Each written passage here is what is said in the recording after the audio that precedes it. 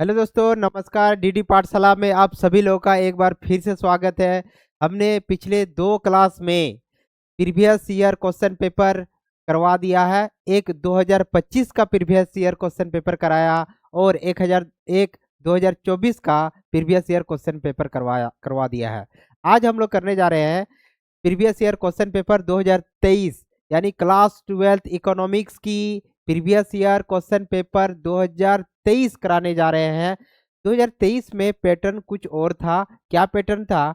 2023 में जो ऑब्जेक्टिव सवाल आ रहे थे वो ऑब्जेक्टिव 40 ऑब्जेक्टिव हुआ करता था और उसके बाद 40 सब्जेक्टिव हुआ करता था। अभी क्या है? अभी 30 ऑब्जेक्टिव है। याद रखना, अभी कितना है? 30 ऑब्जेक्टिव है और 2 नंबर का 6 सब्जेक्टिव आएंगे। 3 नंबर का भी 6 सवाल आते हैं और 5 नंबर का 4 सवाल आएंगे आपके एग्जाम में। लेकिन 2023 में पैटर्न थोड़ा सा बदला हुआ था। हम 2023 का बात कर रहे हैं, इसमें 40 ऑब्जेक्टिव है। चलिए शुरू करते हैं आज का क्लास। 2023 का करेंगे, ठीक है? तो 2023 में आगे बढ़ते हैं।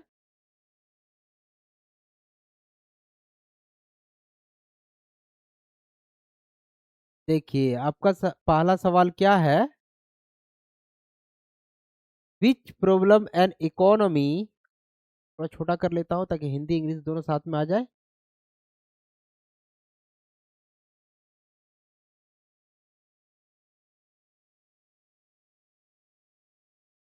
ठीक है, चलिए। देखिए, प्रीवियस ईयर को करना बहुत जरूरी है। बार बार मैं एक ही चीज बता रहा हूँ कि प्रीवियस ईयर आप लोग करके एग्जाम में जरूर आइए। आज पीवाई सीरीज का कितना तीसरा दिन है, ध्यान रखिएगा। 2 प्रीवियस ईयर पीछे हो गया है, आज 2023 का कर रहे हैं। पहला सवाल क्या है? पहला सवाल क्या है?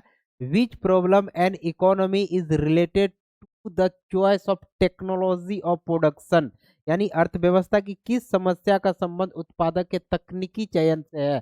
अर्थव्यवस्था की केंद्र समस्या कितनी होती है? यह अर्थव्यवस्था प्रॉब्लम ऑफ एन इकोनॉमी पूछा जा रहा है। तो कितने टाइप का प्रॉब्लम होता है इकोनॉमी में? सेंट्रल प्रॉब्लम तो 3 टाइप का होता है। कितने टाइप का? 3 टाइप का होता है। पहला क्या होता है? What to produce and how much to produce. दूसरा क्या होता है? How to produce. दूसरा क्या होता है? How to produce. याद रखिएगा, दूसरा क्या होता है? How to produce. और तीसरा क्या होता है? whom to produce. और तीसरा क्या होता है? whom to produce. इसका मतलब किसके लिए उत्पादन किया जाए। पहला क्या होता है? क्या उत्पादन किया जाए और कितनी मात्रा में। दूसरा क्या है? कैसे उत्पादन किया जाए। और तीसरा क्या है? किसके लिए उत्पादन किया जाए। जब हम कैसे, हाउ टू प्रोड्यूस, कैसे उत्पादन किया जाए, इसका मतलब होता है हम लोग कैसे उत्पादन करें, मशीन के थ्रू से उत्पादन करें या लेबर लगा के उत्पादन करें, यानी मशीनी पूंजी प्रधान तकनीक अपनाएं या फिर हम लोग श्रम प्रधान यानी लेबर प्रधान तकनीक अपनाएं। तो ये हाउ टू प्रोड्यूस, कैसे उत्पादन किया जाए, में तकनीक का बात करता है, यानी टेक्नोलॉजी का बात करता है। तो क्वेश्चन में आपको यही पूछा गया है, which problem and economy is related to the choice of technology, उत्पादन की तकनीकी चयन से है। तो क्या ऑप्शन हो जाएगा? हाउ टू प्रोड्यूस हो जाएगा, कैसे उत्पादन करे हो जाएगा, है ना। अगला सवाल, अगला सवाल आपके एग्जाम में क्या पूछा गया था? The capacity of commodity to satisfy human wants. ठीक है, क्या पूछा जा रहा है? क्या पूछा गया है? किसी वस्तु की मानवीय आवश्यकता को संतुष्ट करने की क्षमता है। उपयोगिता का मतलब क्या होता है? उपयोगिता का मतलब ही होता है कि कोई भी वस्तु या सेवा के अंदर एक ऐसा गुण होना चाहिए जो ह्यूमन नीड्स को सेटिस्फाई करे, मानव आवश्यकता को सेटिस्फाई करे। तो आंसर में क्या हो जाएगा? उपयोगिता हो जाएगा। क्या हो जाएगा? उपयोगिता हो जाएगा, है ना। बाकी तीन ऑप्शन होगा नहीं। अगला, अगला आपके सामने क्या है? अगला है, who propose the ordinal utility analysis. उपयोगिता का जो क्रमवाचक सिद्धांत है, उपयोगिता का जो क्रमवाचक विश्लेषण का प्रतिपादन है, ये किसने दिया था? तो देखिए, उपयोगिता का जब हम लोग एनालिसिस करते हैं, यूटिलिटी एनालिसिस करते हैं, तो यूटिलिटी एनालिसिस 2 टाइप का होता है। यूटिलिटी एनालिसिस कितने टाइप का होता है? 2 टाइप का होता है। क्या क्या 2 टाइप का होता है? एक होता है कार्डिनल यूटिलिटी एनालिसिस। एक क्या होता है? कार्डिनल। एक क्या होता है? Cardinal utility analysis. और एक होता है ऑर्डिनल यूटिलिटी एनालिसिस। क्या होता है? Ordinal utility analysis. Cardinal utility analysis का मतलब क्रम कार्डिनल का मतलब होता है क्या, गणनावाचक, क्या होता है, गणनावाचक उपयोगिता, गणनावाचक उपयोगिता विश्लेषण। और ऑर्डिनल का मतलब क्या होता है, क्रमवाचक, क्या होता है, क्रमवाचक उपयोगिता विश्लेषण। क्रम गणनावाचक उपयोगिता विश्लेषण क्या बताता है, क्या किस चीज का बात करता है, बात करता है, गणनावाचक उपयोगिता सिद्धांत क्या बात करता है कि उपयोगिता को हम गिन सकते हैं, किसके थ्रू से गिन सकते हैं, यूटिल के थ्रू से गिन सकते हैं, किसके थ्रू से, यूटिल के थ्रू से गिन सकते हैं, यानी हम जितना मुद्रा खर्च करेंगे हमें उतने के बराबर उपयोगिता मिलेगी। इस थ्योरी को क्या बोलते हैं, गणनावाचक उपयोगिता सिद्धांत। क्रमवाचक उपयोगिता सिद्धांत क्या बोलता है, देखिए कुछ अर्थशास्त्री थे, उन्होंने कहा कि उपयोगिता हम गिन नहीं सकते हैं, क्या कर नहीं सकते, गिन नहीं सकते, तो क्या कर सकते हैं, उपयोगिता को हम ऑर्डर में विकसित कर सकते हैं, ऑर्डर में बिठा सकते हैं, क्रम में बिठा सकते हैं। हम लोग प्रीफेस दे सकते हैं कि देखिए पहला पहला गुड्स में सेटिस्फेक्शन अच्छा मिला तो उसको पहला क्रम में रख लेंगे, उसके बाद दूसरा मिला, उसके बाद तीसरा मिला, इस तरह हम लोग क्रम में बैठा सकते हैं, ठीक है, ऑर्डर में बैठा सकते हैं, उसको क्रमवाचक सिद्धांत की है।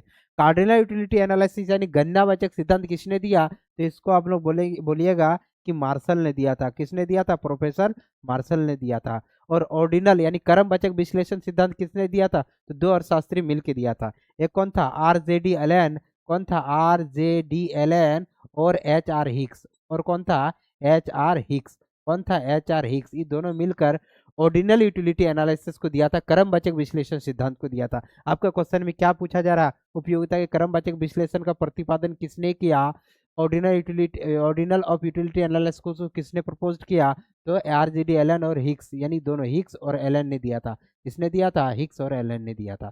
क्लियर, आगे आगे जरा सवाल देखिए, आगे सवाल में क्या पूछा गया है, फ्लोइंग फ्लोइंग फिगर शोज, यानी ये जो फिगर आपके सामने जो दिख रहा है ये किस प्रकार का, ये किस प्रकार का इलास्टिसिटी ऑफ डिमांड को बताया जा रहा है, किस प्रकार का इलास्टिसिटी ऑफ डिमांड को बताया जा रहा है, यानी मांग की लोच को बताया जा रहा है। तो देखिए आप लोग क्या जानते हैं, मांग की लोच कितने प्रकार का होती है, तो मांग की जो लोच होती है ये 5 प्रकार का होता है, मांग का जो लोच है ये कितने प्रकार का होता है, 5 प्रकार का होता है।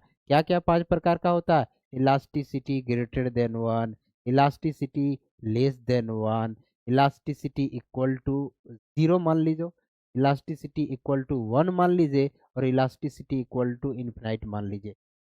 इकाई से अधिक लोचदार मांग, इकाई से कम लोचदार मांग, पूर्णतः बेलोचदार मांग, इकाई लोचदार मांग और पूर्णतः लोचदार मांग।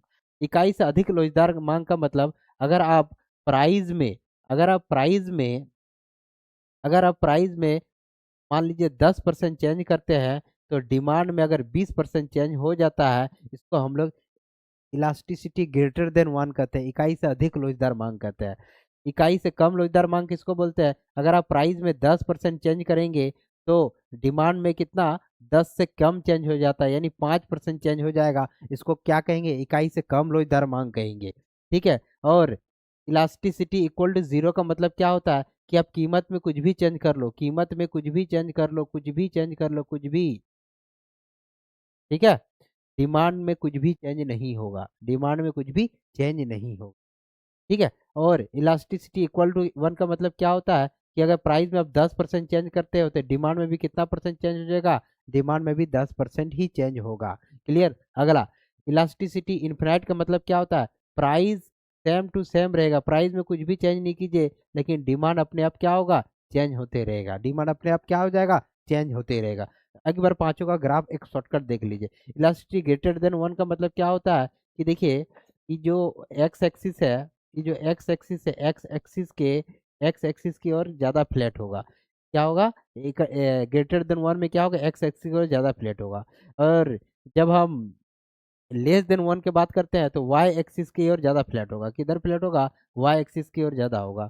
और जब हम इसका परफेक्टली इन इलास्टिक का बात करेंगे तो इन इलास्टिक मतलब डिमांड हो ही नहीं रहा, प्राइस कितनों करे डिमांड में कोई चेंज नहीं हो रहा। और ग्रेटर देन और इक्वल टू 1 का मतलब क्या होगा कि प्राइस में जितना चेंज होगा उतना होगा, यानी इधर भी जितना डिस्टेंस होगा उधर भी उतना ही डिस्टेंस होगा, इक्वल दोनों बराबर होगा। और इन्फिनाइट का बात क्या होगा कि प्राइस में आप प्राइस तो सेम रखेंगे लेकिन डिमांड क्या होगा, चेंज होते रहेगा, उसको हम लोग क्या कहेंगे, परफेक्टली इलास्टिक डिमांड कहेंगे। ऑप्शन में क्या दिखा रहा है, फिगर फ्लो फिगर ये किस प्रकार का दिखाएगा, तो अभी मैंने बताया था प्राइस में, प्राइस तो सेम है भाई, डिमांड क्या हो रहा है, बदलते जा रहा है, और डिमांड बदलते जा रहा है, इसको क्या बोलेंगे, परफेक्टली इलास्टिक डिमांड, क्या बोल जाएंगे, परफेक्टली इलास्टिक डिमांड। क्लियर, अगला सवाल बनाइए। अगला सवाल क्या है, यही है, क्या होगा इसका आंसर, हिंदी में बोले तो 21 फिगर को बताएगा तो पूर्णतः लोचदार मांग को बताएगा। अगला सवाल है, यानी इसका क्या हो जाएगा, 3 हो जाएगा। अगला, अगला क्या है, हाँ ठीक है, चलिए 5 नंबर क्या है, 5 नंबर पूछा जा रहा है, the demand for which type of commodity decrease with the increase in the income of a consumer. अगर किसी इन कंज्यूमर का इनकम बढ़ रहा है, किसी कंज्यूमर का इनकम बढ़ रहा है, तो किस गुड्स का डिमांड को घटा देगा, यही सवाल पूछा जा रहा है। तो आप देखिएगा, आप जितना ज़्यादा धनी व्यक्ति होते जाइएगा, कुछ कुछ गुड्स सस्ते आपकी नज़र में, जो जो सस्ता है, जो जो सस्ता है उसको आप लेना छोड़ देंगे, है ना, लेना क्या करेंगे, छोड़ देंगे। वही सवाल पूछा जा रहा है, उपभोक्ता की आय बढ़ने किस प्रकार की वस्तु की मांग घटा देती है। तो जो वस्तु को छोड़ देते हैं, जैसे जैसे आय बढ़ता है, आज जैसे जैसे आय बढ़ता है कुछ वस्तु को छोड़ देते हैं, वैसे वस्तु को कौन सा वस्तु बोलते हैं, घटिया वस्तु बोलते हैं, वैसा वस्तु को कौन सा घटिया बोलते हैं, घटिया वस्तु, इन्फीरियर गुड्स। क्लियर, अगला सवाल, अगला सवाल आपके सामने क्या है, अगला सवाल है कि long run production function is related to, यानी दीर्घकालीन उत्पादन फलन का संबंध किससे है। देखिए, उत्पादन फलन में दो दो प्रकार का फलन होता है। प्रोडक्शन फंक्शन कितने टाइप का होता है, 2 टाइप का होता है, क्या क्या होता है। देखिए, प्रोडक्शन फंक्शन आप जब पढ़ेंगे, प्रोडक्शन फंक्शन आप जब पढ़ेंगे तो 2 टाइप का होता है, एक होता है शॉर्ट रन प्रोडक्शन फंक्शन, और एक होता है क्या, लॉन्ग रन प्रोडक्शन फंक्शन। एक क्या होता है, शॉर्ट रन प्रोडक्शन फंक्शन, और दूसरा क्या होता है, लॉन्ग रन प्रोडक्शन फंक्शन। अल्पकालीन उत्पादन फलन, और दूसरा क्या होता है, दीर्घकालीन उत्पादन फलन। अल्पकालीन उत्पादन फलन यानी शॉर्ट रन प्रोडक्शन फंक्शन का संबंध किससे है, तो आप बोलेंगे परिवर्तनशील अनुपात के नियम से। किससे है, लॉ ऑफ वेरिएबल प्रोपोर्शन से है।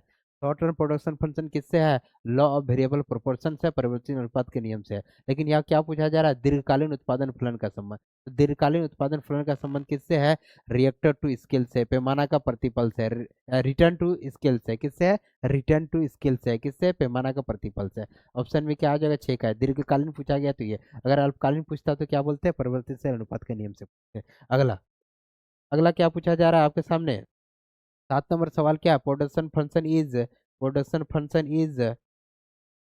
हाँ, production function, production function is expressed is, उत्पादन फलन को व्यक्त करता है। उत्पादन फलन को कौन व्यक्त करता है, पहले आप समझिए उत्पादन फलन क्या होता है। तो किसी भी गुड्स का उत्पादन और उत्पादन को प्रभावित करने वाला जो कारक होते हैं, जो फैक्टर ऑफ प्रोडक्शन होते हैं, वही ना प्रोडक्शन को प्रभावित करता है, प्रोडक्शन फंक्शन कहलाता है, उत्पादन फलन कहलाता है।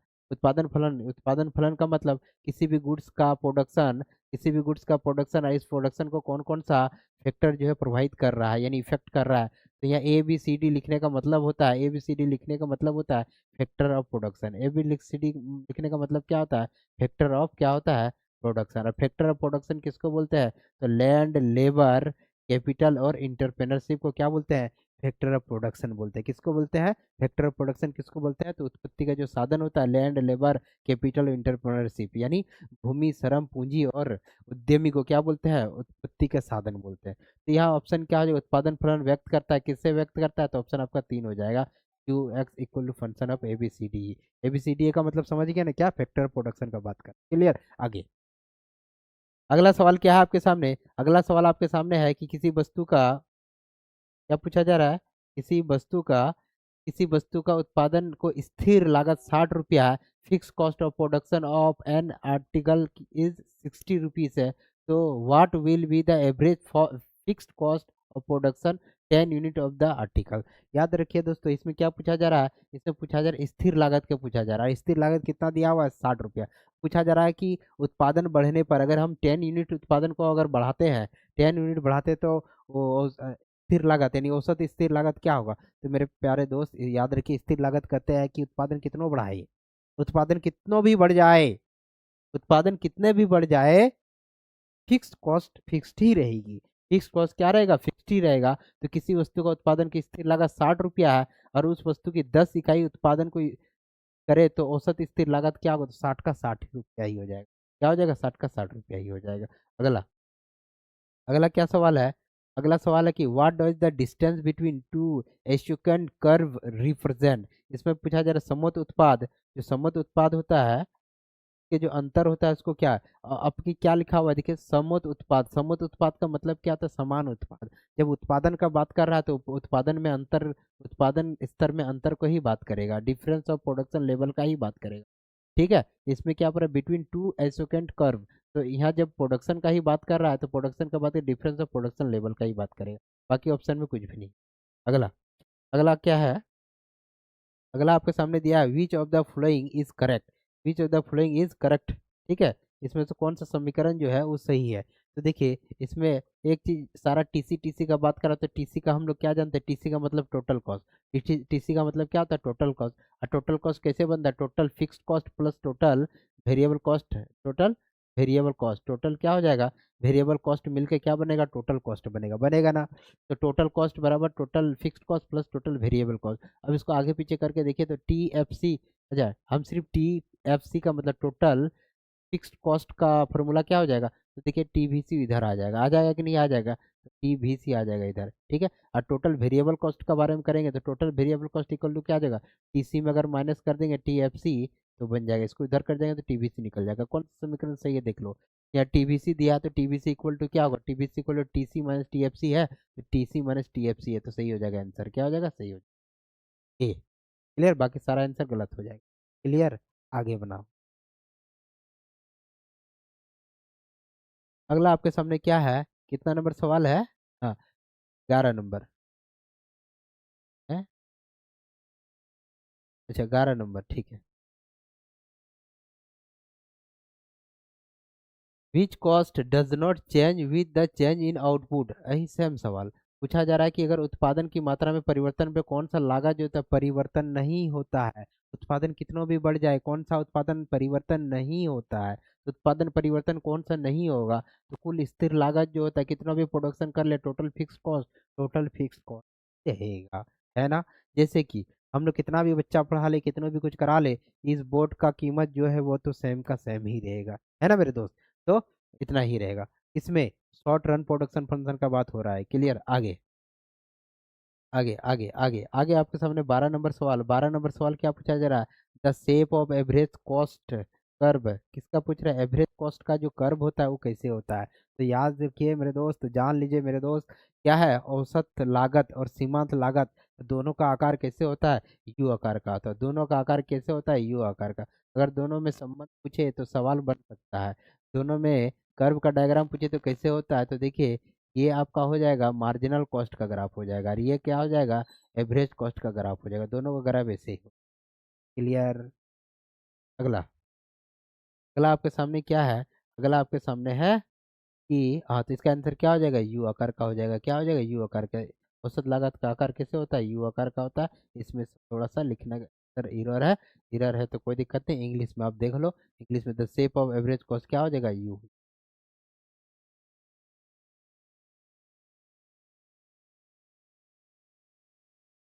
13 नंबर, 13 नंबर सवाल क्या है, in which market A R equal to M R, किस बाजार में ए आर और एम आर क्या होता है, बराबर होता है। तो ए आर एम आर किस में बराबर हो जाएगा, पूर्ण प्रतियोगिता बराबर में हो जाएगा, पूर्ण प्रतियोगिता बाजार में परफेक्ट कंपटीशन में बराबर हो जाएगा, किस में हो जाएगा, परफेक्ट कंपटीशन मार्केट में बराबर हो जाएगा। अगला, अगला आपके सामने क्या है कि इन विच फ्लोइंग मार्क्स, आ गया मेरे दोस्त, छोटा हो करो, छोटा करो, क्या हो रहा है,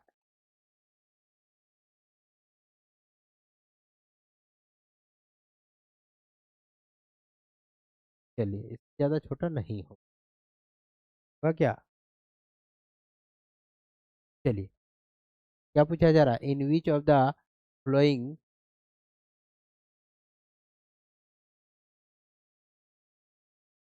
क्या पूछा जा रहा है, पूछा जा रहा है कि in which of the following market differentiate goods are produced. पूछा जा रहा है डिफरेंशिएट गुड, डिफरेंशिएट गुड का मतलब विविधीकृत वस्तु किस बाजार में मिलता है। तो देखिए बाजार कितने प्रकार का होता है, बाजार बहुत प्रकार का होता है, लेकिन क्लास 12 इकोनॉमिक्स में हम लोग 4-5 बाजार पढ़ के हम लोग चैप्टर फिनिश कर लेते हैं, उतना ही आपके टॉपिक में दिया हुआ है। क्या क्या दिया हुआ है, एक बाजार होता है एक आधिकार बाजार, एक बाजार क्या होता है एक आधिकार बाजार। एक आधिकार बाजार में वस्तु जो है विविधीकृत नहीं मिलता है और ना ही कोई स्थानापन्न वस्तु पाया जाता है। क्लियर, दूसरा बाजार क्या होता है, पूर्ण प्रतियोगिता बाजार, पूर्ण प्रतियोगिता बाजार में क्या होता है, प्रतिस्पर्धा वस्तु पाया जाता है। क्लियर। बहुत सारा क्या होता है, एक वस्तु मतलब कि तो क्या पाया जाएगा, उसमें पाया जाएगा एक समान वस्तु पाया जाएगा। ठीक है, उसका अब सब्स्टिट्यूट गुड्स मिल जाएगा पूर्ण प्रतियोगिता बाजार में। लेकिन विविधीकृत वस्तु में, विविधीकृत बाजार में, एकाधिकार बाजार में क्या मिलेगा, विविधीकृत वस्तु मिलेगा। मतलब अगर ये साबुन का एक कंपनी है तो उसका बहुत सारा ब्रांड मिल जाएगा, है ना। मगर अगर एक साबुन है, जैसे कि नहाने वाला साबुन ले लीजिए, तो आप नहाने वाला साबुन के कितने सारे ब्रांड मिलेंगे, तो बहुत सारा, लाइबॉय, डव, नी, बहुत सारा चीज है। उसका आपको क्या मिल जाए, ब्रांड मिल जाए, उसको विविधीकृत वस्तु मिलता है। तो विविधीकृत वस्तु कौन सा बाजार में पाया जाएगा, एकाधिकार प्रतियोगिता बाजार में किस पाया जाएगा, किसमें पाया जाएगा, किसमें पाया जाएगा, एकाधिकार प्रतियोगिता बाजार। ठीक है, मोनोपोली कंपटीशन मार्केट में आपको मिल जाएगा। क्लियर। तो ऑप्शन क्या है, यही पूछा जाए, निम्न किस बाजार में विविधीकृत वस्तु, विविधीकृत वस्तु का उत्पादन होता है, तो एकाधिकार प्रतियोगिता बाजार में होता है। ऑप्शन में क्या आ जाएगा, मोनोपोलिस्टिक कंपटीशन मार्केट में हो जाएगा। अगला, अगला आपके सामने दिया है 15 नंबर सवाल है, the basic condition of form equilibrium is, form का जो संतुलन का मूल्य शर्त होता है क्या होता है, तो आप लोग क्लास में पढ़ेंगे फॉर्म का मूल्य संतुलन कहाँ पे होगा, कहाँ पे फॉर्म संतुलन होता है, जहाँ पे M R equal to M C होता है। क्या होता है, M R equal to M C होता है, वहीं पे क्या होगा, फॉर्म का संतुलन हो जाएगा, क्या हो जाएगा, द फॉर्म इक्विलिब्रियम हो जाएगा। अगला सवाल आइए 16 नंबर, 16 नंबर सवाल में पूछा है, supply create its own demand, पूछा जा रहा है कि आप उत्पादन करो, क्या करो, उत्पादन करो, उत्पादन करो, उत्पादन करो, मांग अपने आप खोज लेगी। पूर्ति करो, मांग अपने आप खोज लेगी। पूर्ति स्वयं मांग का सृजन कर लेगी। पूर्ति अपने मांग का सृजन स्वयं कर लेती है, यह कथन किसका है, तो जेबीसी का है। किसका है, जेबीसी का। 16 का क्या हो जाएगा, एक हो जाएगा। अगला सवाल, अगला सवाल आपके सामने दिया हुआ 17 नंबर, क्या 17 नंबर में क्या दिया है कि which is the effect of lump sum tax, एक मुश्त टैक्स जो होता है, एक मुश्त टैक्स जो होता है, हाँ, एक मुश्त कर लगाने से किसी वस्तु की पूर्ति पर क्या प्रभाव पड़ता है, एक मुश्त टैक्स लगा दो, एक लमसम टैक्स लगा दो किसी गुड्स पे, तो कोई फैक्ट्री पे अगर लमसम टैक्स लगा देंगे, तो टैक्स लगा देने पर प्राइस बढ़ जाएगा, तो प्राइस बढ़ जाएगा, मतलब उसका कॉस्ट ज़्यादा आएगा, और कॉस्ट ज़्यादा आएगा तो बताओ सप्लाई क्या पड़ेगा, कम पड़ेगा, सप्लाई पे इफेक्ट पड़ेगा ना, इफेक्ट पड़ेगा तो सप्लाई क्या हो जाएगा, कम हो जाएगा, सप्लाई क्या हो जाएगा, कम हो जाएगा, सप्लाई क्या हो जाएगा, डिमिनिश हो जाएगा। अगला सवाल, अगला सवाल आपके सामने क्या है कि market price is defined is, market price जो होता है, मार्केट प्राइस जो होता है कीमत, बाजार मूल्य का, बाजार मूल्य परिभाषित किया जाता है, किसमें परिभाषित किया जाता है, डिफाइंड किसमें होता है, देखिए बाजार मूल्य जो होता है ये होता है शॉर्ट रन मार्केट में होता है, किसमें होता है, शॉर्ट रन मार्केट में होता है। ठीक है, अगर हम लोग जनरल प्राइस का बात करें, किसका बात करेंगे, तो जनरल प्राइस का बात करेंगे, तो जनरल प्राइस का बात करेंगे तो लॉन्ग रन मार्केट में हो जाएगा, दीर्घकालीन बाजार में हो जाएगा। क्लियर। शॉर्ट रन में किसका बात होगा, बाजार प्राइस होगा। और अगर जो जनरल प्राइस का बात करेंगे तो किसमें होगा, लॉन्ग रन मार्केट में हो जाएगा। क्लियर। अगला सवाल, अगला सवाल 19 नंबर, अगला सवाल 19 नंबर क्या है, if there is excess of demand, excess of demand का मतलब क्या होता है कि डिमांड मेरे दोस्त ज़्यादा होगा, डिमांड मेरा क्या होगा, ज़्यादा होगा, और फैक्ट्री का मालिक सप्लाई नहीं कर पा रहा है, फैक्ट्री का मालिक क्या कर रहा है, उतना वस्तु बना नहीं पा रहा है, यानी सप्लाई क्या होगा, सप्लाई क्या होगा, सप्लाई कम होगा, सप्लाई क्या होगा, कम होगा, डिमांड एक्सेस होगा, डिमांड क्या होगा, एक्सेस होगा, बहुत ज़्यादा मांग करेगा। अब कोई सी भी गुड्स का बहुत ज़्यादा मांग करेगा तो उसका प्राइस क्या हो जाएगा, प्राइस, डिमांड बहुत ज़्यादा है तो प्राइस क्या हो जाएगा, बढ़ जाएगा, प्राइस क्या हो जाएगा, बढ़ जाएगा, वृद्धि हो जाएगा, क्या हो जाएगा, इंक्रीज। अगला सवाल, अगला सवाल, अगला सवाल 20 नंबर, 20 नंबर में क्या पूछा जा रहा है, price of goods is determined at a point where, price determined कहाँ पे होता है, प्राइस डिटरमाइंड यानी कीमत का निर्धारण कहाँ पे होता है, तो कीमत का निर्धारण कहाँ पे होता है, वस्तु की मांग और वस्तु की पूर्ति जहाँ पे बराबर होता है वहाँ, demand of the commodity and supply of commodity are equal, जहाँ पर डिमांड और पूर्ति बराबर होता है वहाँ पे क्या हो जाएगा, प्राइस डिटरमाइंड हो जाएगा, कीमत का निर्धारण हो जाएगा। अगला सवाल आपके सामने क्या है, अगला सवाल आपके सामने पूछा गया है कि who is the writer of book the general theory of employment interest and money, तो general theory of employment interest and money कौन लिखा था, तो जे एम किन्स लिखा था। एडम स्मिथ का जो बुक है, इसका बुक का नाम क्या है, वेल्थ ऑफ नेशन, क्या नाम है, वेल्थ। एल्फ्रेड मार्शल का बुक का नाम क्या है, the principle of economics, the principle of economics. और जे एम किन्स का बुक का नाम क्या है, तो जे एम किन्स का बुक का नाम the general theory and employment interest and money. Clear. अगला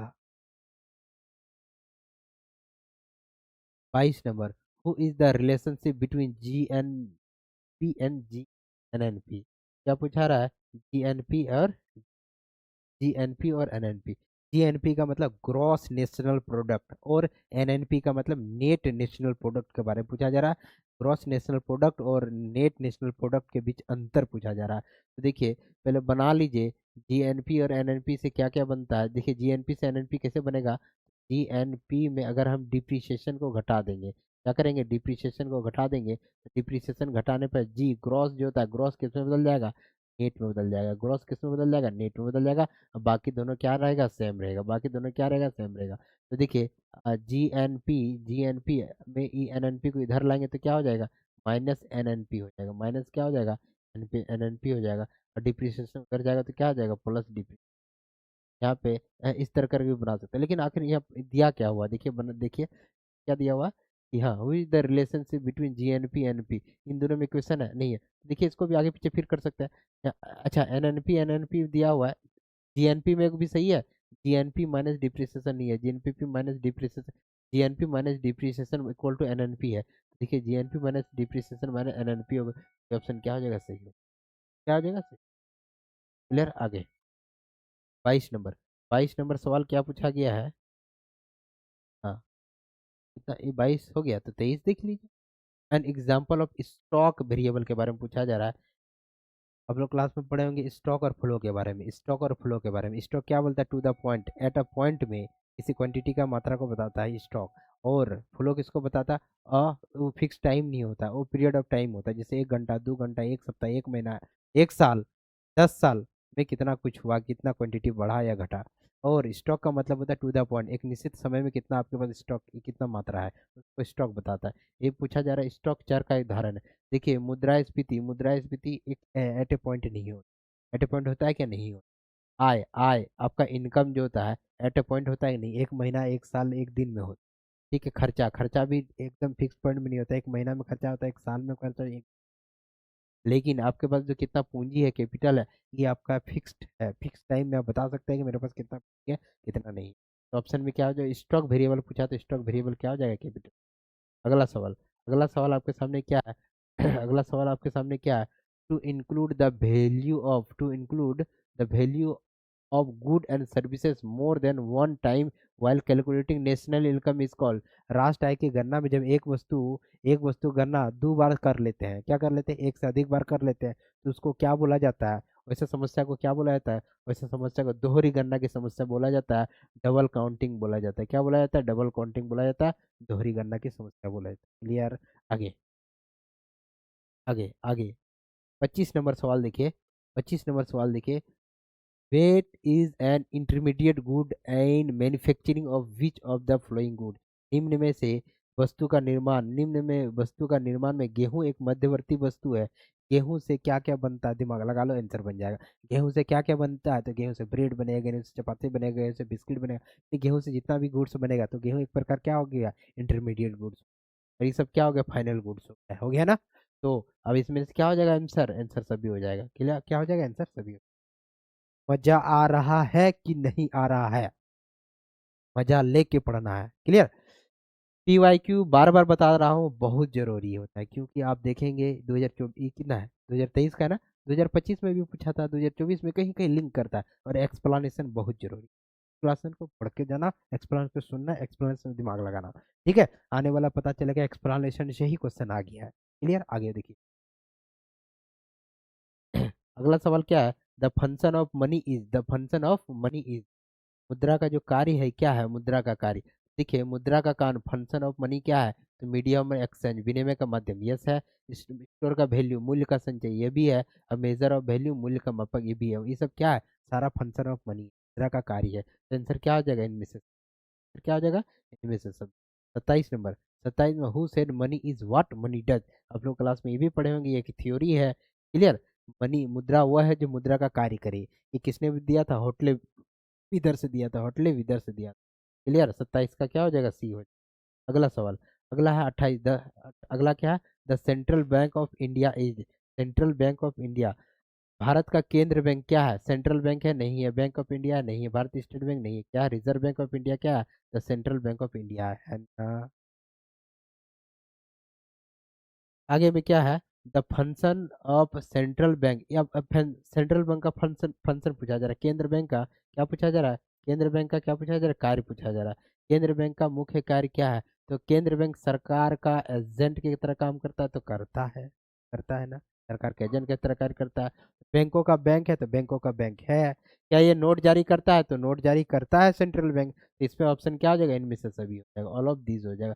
the banker agent of central government, yes. Bank of banks, yes. Issue currency notes, yes. तो ये सारे आरबीआई क्या करता है, इसका फंक्शन।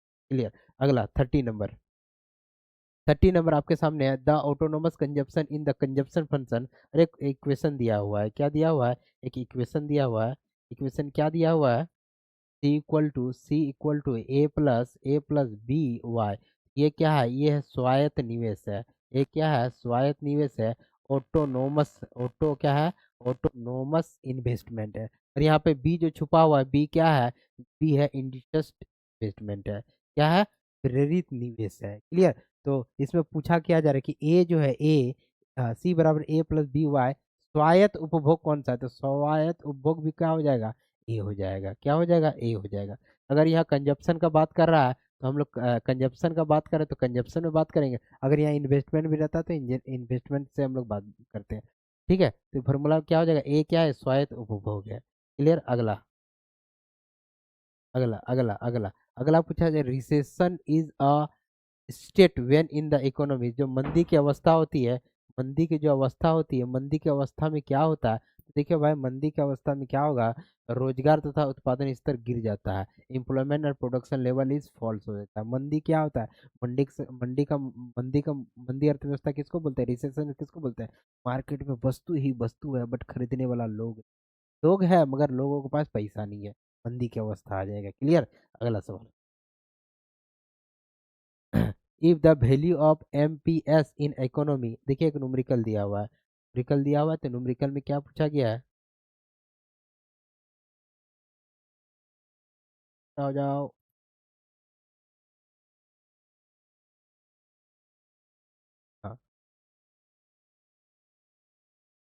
हाँ, क्या पूछा है, एमपीएस का वैल्यू दिया हुआ है, एमपीएस का वैल्यू कितना दिया है, 0.2 दिया है। और हम लोग जानते हैं कि निवेश गुना यानी इन्वेस्टमेंट मल्टीप्लायर बराबर के बराबर क्या हो जाएगा, 1/एमपीएस एक हो जाएगा। एमपीएस रहेगा तो के इक्वल टू 1/एमपीएस, सीधा फार्मूला। ठीक है। तो एमपीएस का वैल्यू कितना दिया, एमपीएस का वैल्यू दिया 0.2 दिया है। ठीक है, इसको ऊपर करेंगे तो क्या आ जाएगा, 10 आ जाएगा, कट देंगे तो कितना आ जाएगा, 5 आ जाएगा। तो के इक्वल टू यानी मल्टीप्लायर इक्वल टू क्या हो जाएगा, 5 हो जाएगा। क्लियर। अगला सवाल, देखिए दूसरा है इन्वेस्टमेंट मल्टीप्लाई। इन्वेस्टमेंट मल्टीप्लाई का सीधा सीधा एक फार्मूला पूछ लिया है। और हम लोग क्या जानते हैं, अगर एम पी एस रहेगा, अभी मैंने जस्ट बताया, एम पी एस रहेगा तो 1/एम पी एस रहेगा। और अगर जो एम पी सी रहेगा तो K equal to 1 - 1 - M P C, तो क्या हो जाएगा, ये दोनों का दोनों निवेश गुणांक का फॉर्मूला हो जाएगा। तो ऑप्शन क्या हो जाएगा आपके सामने, 3 नंबर हो जाएगा, ए और बी दो दोनों हो जाएगा। क्लियर। अगला अगला देखिए 34 नंबर सवाल, which is the determine factor of investment.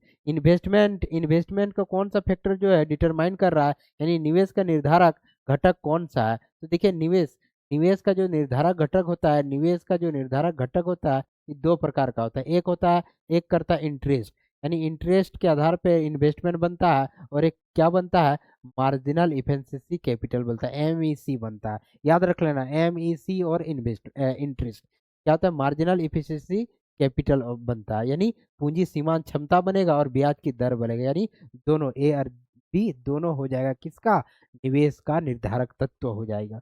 अगला सवाल 35 नंबर सवाल क्या है, विच of the following is an example of indirect tax, यानी निम्नलिखित में से अप्रत्यक्ष कर का एक उदाहरण है। देखिए टैक्स कितने प्रकार होता है, टैक्स दो प्रकार का होता है। टैक्स कितने प्रकार का होता है, दो प्रकार का होता है। क्या क्या, प्रत्यक्ष कर और अप्रत्यक्ष कर, डायरेक्ट टैक्स और इनडायरेक्ट टैक्स। डायरेक्ट टैक्स किसको बोलते हैं, अगर हम सीधा सीधा गवर्नमेंट को पे कर रहे हैं, ये डायरेक्ट टैक्स हो गया। इनडायरेक्ट टैक्स किसको होगा, हम लोग गवर्नमेंट को पे सीधा नहीं करेंगे, हम लोग दुकानदार को पे करेंगे, दुकानदार होलसेलर वाला को पे करेगा, होलसेलर वाला फिर फैक्ट्री में पे करेगा, फिर फैक्ट्री वाला गवर्नमेंट को पे करेगा। तो इस तरह के जो घूम घूम के जो टैक्स जाता है उसको इनडायरेक्ट टैक्स कहते हैं। जैसे इनडायरेक्ट टैक्स गुड्स पे लगता है, इनडायरेक्ट टैक्स किस पे लगेगा, गुड्स पे लगेगा। तो जीएसटी भी क्या हो जाएगा, गुड्स एंड सर्विसेज टैक्स क्या हो जाएगा, ये भी एक इनडायरेक्ट टैक्स है। और इनकम टैक्स क्या हो जाएगा, ये डायरेक्ट टैक्स है। यहाँ क्या पूछा जा रहा है कि निम्नलिखित में अप्रत्यक्ष कर का उदाहरण है। तो देखिए सेल टैक्स जो होता है और एक्साइज ड्यूटी, ये भी कैसा टैक्स हो जाएगा, ये भी किसका, इनडायरेक्ट टैक्स हो जाएगा।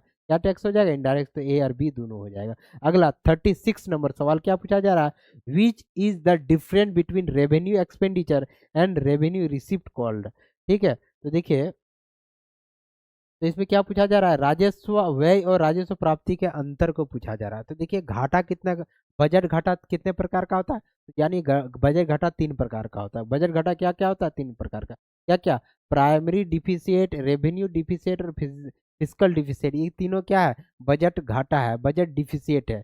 बजट डिफिसिट, बजट घाटा प्राथमिक घाटा को कहता है, राजस्व घाटा को कहता है राजकोषीय घाटा। लेकिन एग्जाम में आपसे सवाल क्या पूछा गया कि राजस्व व्यय और राजस्व प्राप्ति के अंतर को, राजस्व राजस्व ठीक है, राजस्व व्यय यानी व्यय ज्यादा है और राजस्व आय कम है, खर्चा ज्यादा इनकम कम, इसको क्या बोलेंगे, राजस्व घाटा बोलेंगे।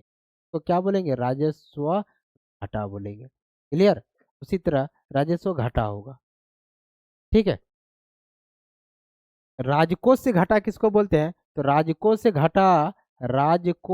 घाटा किसको बोलते हैं, राजकोषीय घाटा बराबर क्या हो जाएगा कुल व्यय। क्या हो जाएगा, कुल व्यय।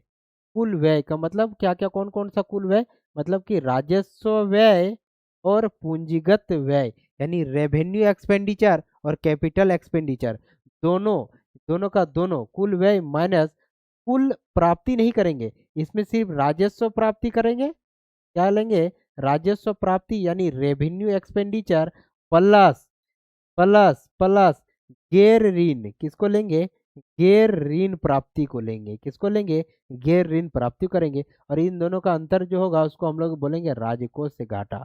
ठीक है, और प्राथमिक घाटा किसको बोलेंगे, तो जब राजकोष से घाटा में, याद रखना, राजकोष से घाटा में जब ब्याज भुगतान को घटा देंगे तो वह जो बनेगा उसको बोलेंगे प्राथमिक घाटा। क्लियर। आगे सवाल यहाँ पूछा राजस्व और राजस्व प्राप्ति में अंतर, तो सीधा सीधी बोलेंगे राजस्व घाटा। क्लियर। आगे, foreign exchange rate is determine, foreign exchange जो रेट है, फॉरेन एक्सचेंज जो रेट है ये किससे डिटरमाइन होता है, तो याद रखिए विदेशी विनिमय दर का निर्धारण कैसे होता है, तो विदेशी विनिमय बाजार में मांग और बाजार में पूर्ति के द्वारा इसका निर्धारण होता है, इसका निर्धारण होता है फॉरेन एक्सचेंज रेट का निर्धारण होता है, फॉरेन एक्सचेंज रेट का डिटरमाइंड होता है।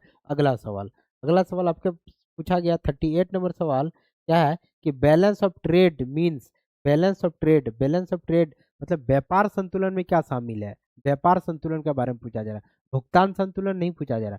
भुगतान संतुलन अगर पूछता तो आप क्या बोलते हैं कि जितना भी विजिबल आइटम और इनविजिबल आइटम, दृश्य वस्तु अदृश्य वस्तु, जितना भी गुड्स और सर्विसेज हो और जितना भी सर्विसेज हो, इसका एक्सपोर्ट और इंपोर्ट होता है, इसका लेन देन किसमें हम लोग कैलकुलेट कर लेंगे, तो बैलेंस ऑफ पेमेंट, भुगतान संतुलन में। लेकिन सिर्फ अगर यदि पूछे विजिबल आइटम, सिर्फ पूछे गुड्स के बारे में पूछे, गुड्स का एक्सपोर्ट और इंपोर्ट के बारे में पूछेंगे तो उसको बोलेंगे बैलेंस ऑफ ट्रेड। क्या बोलेंगे, balance of trade. Balance of trade में किसका इंपोर्ट एक्सपोर्ट होता है, तो import and export of goods का होगा। क्या होगा, केवल गुड्स का, वस्तु और आयात का निर्यात का होगा। क्लियर। बाकी चीज का होगा कि, तो बाकी चीज का नहीं होगा। अगला सवाल आपके सामने क्या है, 39 सवाल क्या है, 39 नंबर क्या है कि विच of the flowing item is component of current account of balance of payment. तो देखिए हाँ, अकाउंट कितने टाइप का होता है, तो आप लोग देखेंगे जब हम लोग फॉरेन एक्सचेंज रेट में बात करते हैं, बैलेंस ऑफ पेमेंट का बात करते हैं, तो अकाउंट 2 टाइप का होता है। बैलेंस ऑफ पेमेंट का बात करते हैं तो अकाउंट 2 टाइप का होता है। एक होता है करंट अकाउंट, एक होता है क्या है, करंट अकाउंट, और दूसरा क्या होता है, कैपिटल अकाउंट। एक होता है करंट अकाउंट और दूसरा क्या होता है, कैपिटल अकाउंट। कैपिटल अकाउंट में किसका बात करेगा, तो कैपिटल अकाउंट में जो है किसका बात करेगा, तो बात करेगा एफडीआई का। किसका बात करेगा, फॉरेन डायरेक्ट इन्वेस्टमेंट का बात करेगा। किसका बात करेगा, फॉरेन डेप्ट का बात करेगा। फॉरेन किसका बात करेगा, डेप्ट का बात करेगा, यानी विदेशी ऋण का बात करेगा। विदेशी मतलब इससे कैपिटल से रिलेटेड जितना लेन देन, मनी लेन देन से रिलेटेड चीज का बात करेगा कैपिटल अकाउंट में। लेकिन करंट अकाउंट में किसका बात करेगा? करंट अकाउंट में हमेशा गुड्स और सर्विसेज का बात करेगा। किसका बात करेगा? गुड्स और सर्विसेज। या क्या पूछा जाए? Component of current account of, तो करंट अकाउंट किसका बात करेगा? एक्सपोर्ट ऑफ गुड्स का बात करेगा। किसका बात करेगा? किसका बात करेगा? वस्तुओं का निर्यात का बात करेगा। बाकी जो विदेशी ऋण और विदेशी सहायता, विदेशी प्रत्यक्ष निवेश, ये तीनों का तीनों क्या हो जाएगा? करंट अकाउंट हो जाएगा। क्या हो जाएगा? करंट अकाउंट हो जाएगा, कैपिटल अकाउंट हो जाएगा। और ये क्या हो जाएगा? करंट अकाउंट हो जाएगा यार। अगला सवाल, लास्ट सवाल है। लास्ट सवाल क्या है? हाँ, which of the following is the economic reason of imbalance in balance of payment. ठीक है, अगर पूछा जा रहा है भुगतान संतुलन में असंतुलन होने का आर्थिक कारण कौन सा है? आर्थिक कारण के बारे में पूछा जा रहा है, इकोनॉमिक रीजन के बारे में पूछा जा रहा है। तो देखिए, राजनीतिक अस्थिरता ये तो इकोनॉमिक रीजन नहीं है, ये तो पॉलिटिकल रीजन है। अंतर्राष्ट्रीय संबंध ये भी इंटरनेशनल रीजन हो जाएगा। लेकिन जो व्यापार चक्र, व्यापार से क्या होता है? लॉस या घाटा होता है। व्यापार से क्या होगा? लॉस या घाटा होगा। तो व्यापार से लॉस या घाटा होगा, यानी किससे बात करेगा? यही बात करेगा इकोनॉमिक, इकोनॉमिक रीजन का। किसका बात करेगा? इकोनॉमिक रीजन, है ना। तो 40 का क्या हो जाएगा आंसर? व्यापार चक्र हो जाएगा। क्या हो जाएगा? इंटरनेशनल ऑफ क्या हो जाएगा? बिजनेस साइकिल हो जाएगा। 40 का क्या हो जाएगा? 2023 में 40 सवाल था, 40 का 40 करवा दिया है। ठीक है, इसका एक एक प्रश्न में जितना एक्सप्लेनेशन हो सका उतना मैंने करवाया है। आज 2023 हो गया। आने वाला नेक्स्ट नेक्स्ट जो वीडियो होगा उसमें भी हम लोग पिछले क्लास का, पिछले मतलब प्रीवियस ईयर का क्वेश्चन पेपर कर लेंगे। ठीक है, तो चलिए आज के लिए इतना ही। नेक्स्ट वीडियो में हम लोग मिलते हैं, तब तक के लिए धन्यवाद। डीडी पाठशाला से जुड़े रहिए, डीडी पाठशाला को सब्सक्राइब कीजिए, शेयर कीजिए और जितना हो सके लाइक कीजिए। ठीक है, और साथ ही साथ डीडी पाठशाला की टीम आपके लिए बहुत मेहनत कर रही है। तो PYQ सीरीज जो जो सर जितने भी पढ़ा रहे हैं आप उसको जरूर अटेम्प्ट कीजिएगा। अगर PYQ सीरीज करते हैं तो आपके एग्जाम में बहुत सारे क्वेश्चन आपके PYQ सीरीज से लड़ जाएंगे, क्योंकि बोर्ड एग्जाम में ये देखा गया है कि प्रीवियस ईयर सवाल बहुत सारा उससे सीधे का सीधे उठा उठा के ठीक है, तो चलिए तब तक के लिए मिलते हैं नेक्स्ट वीडियो में। तब तक के लिए धन्यवाद, जोहार, जय हिंद।